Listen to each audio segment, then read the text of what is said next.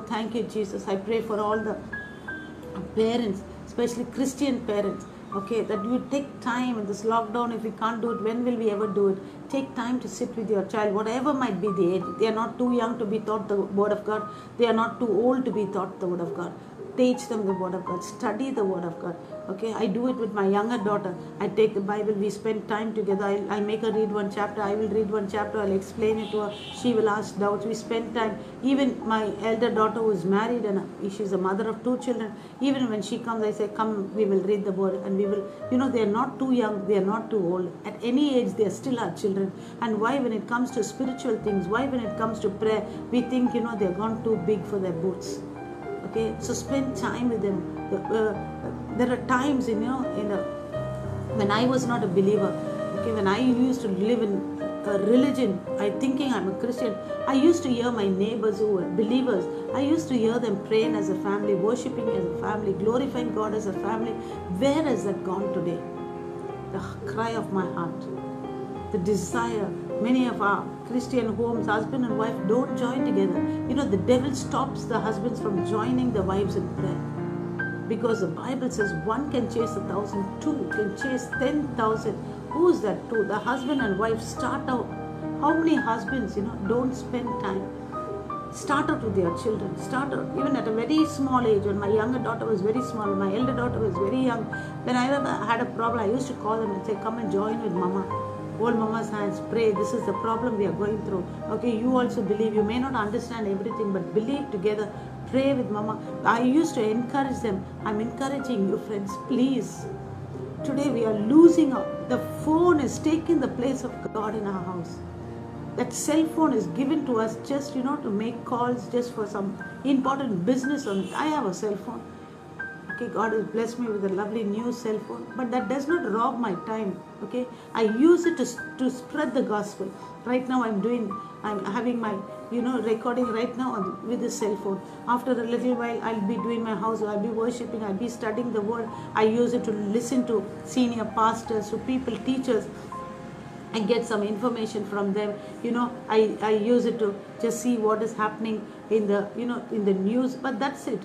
Maybe maximum 1 hour or 2 hours, I just, go through everything, just go through the worldly news, go through spiritual things, what's happening, I keep looking at some things, my eyes on Israel to see what is happening, because, the Bible says it's like a olive tree that is being cut off and it's sprouting new leaves. Watch it and see. That is the time, the sign for the coming of Jesus. For my study sake, I use it. That's it. I don't be sitting and just looking at all those things that people be sending. Some people, I had to delete the numbers. It's so irritating actually. Every morning they'll send you a rose saying good morning. In the afternoon they'll send you something and say good afternoon, good evening. I'm telling you, if they don't send good morning and good evening, it will really be good for me. Okay, and because of that, my gallery gets filled up, so I don't open anything of that. Okay, and then when I'm praying, I just switch off my phone. I keep it. Friends, don't let it rob your time. It's not so important that you must always have it in your hand and always read people's messages. It's not a must. Nobody's going to take off your head if you don't read all their messages. Most of it is, unnecessary messages. Just sit in the presence of God. Read the Bible. Read the Bible. Study the Bible. That is not outdated. You think your phone is up to date and the Bible is outdated. No, youngsters out there, read your Bible. I don't know how much of time you spend reading the Bible, how much of time you spend with your phone.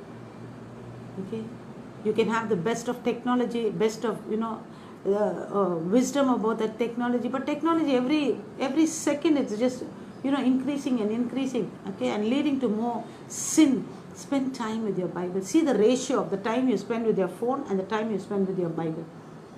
And when you're reading the Bible, friends, I'm telling you, kindly don't read it on your phone, because it's the most distractive place and distractive instrument to try to read a Bible, to try to read the Word of God.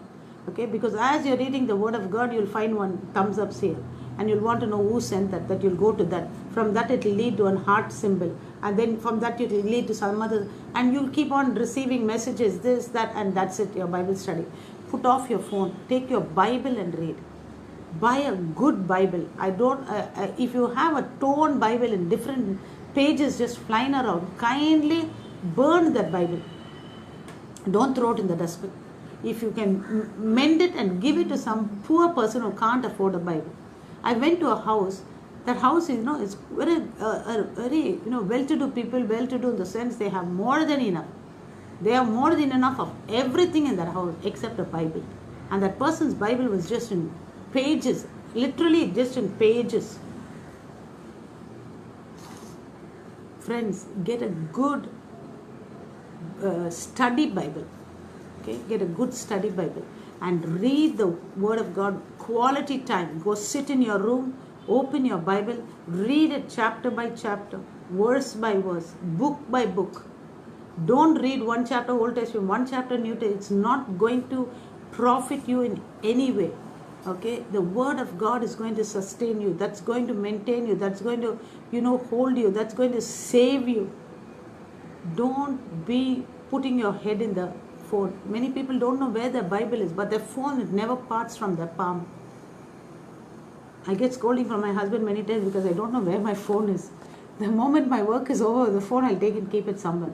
Okay, but I've seen some youngsters, they are struggling to carry something, so the phone will be in the hand. They don't even want to put it in the bag. I see many youngsters who pass my street. My house is in the first building of the street, so everybody has to pass this my house only to go in and go out. It's right in the first in the street, so they come into the street to go out of the street. I see youngsters just keeping the phone, and then from that end of the street they'll be walking. I really don't know if they are talking to somebody or not talking. Okay, because I don't know. They don't look so rich enough to keep on recharging that phone. I recharge my phone and my data goes off just to do my recording and uploading and all those things.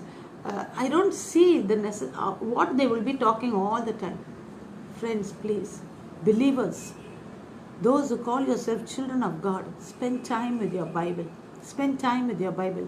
Don't take a risk of reading your Bible on the phone. No, it's not at all advisable. You can look up the Bible apps on your phone. I have lots of Bible apps on my phone. I look it up just to get some meanings of some words. Some words I wonder why they used it. I get I use it a lot. I use those apps a lot when I'm preparing my messages, when I'm really studying it out. Then I use it. Okay, I use the dictionary. I use the map. I'm studying about some place. I want to see what's the place, what's the background, how it was in Bible times, how the place is now. I use all those apps, but it's not for me reading the Bible in the phone. It's not advisable. If you're really studying it, going in deep, and you want to see the map, you want to see check out some meanings on in Hebrew, in Greek, you can do it. But study your Bible. Have a Bible study. First advice for me today is telling you, have a Bible study.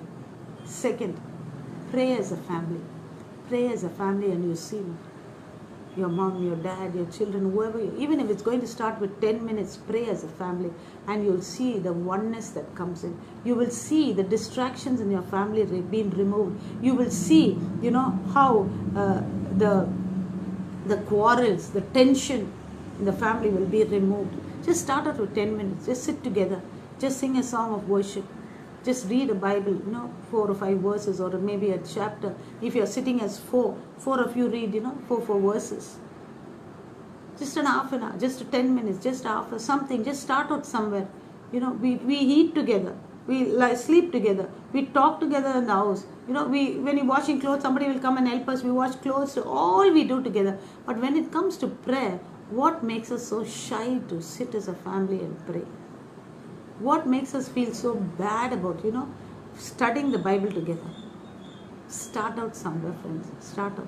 Even if you have 5 in the family, 5 of you are not joining now, start out as 2. It will grow to 3. It will grow to 4. It'll all the 5 will get involved.